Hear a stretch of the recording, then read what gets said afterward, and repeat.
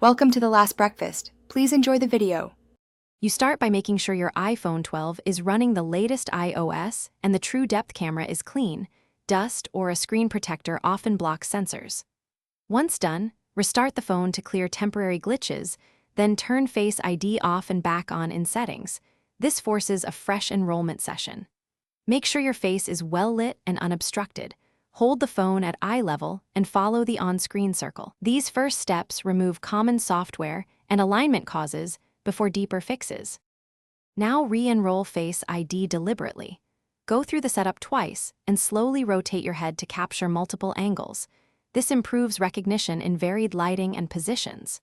Make sure attention-aware features are enabled so the system checks for your gaze, and add an alternate appearance if you wear glasses or headwear.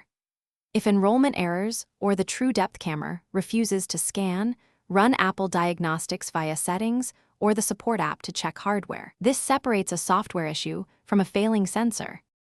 Finish by testing Face ID across common tasks, unlocking, App Store purchases, and Apple Pay. Confirm consistency.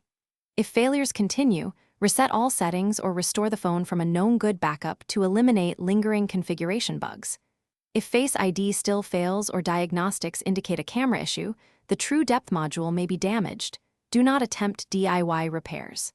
Instead, contact Apple support or an authorized provider for a hardware repair. If you get stuck, one clear tip: avoid third-party screen repairs that can break Face ID hardware.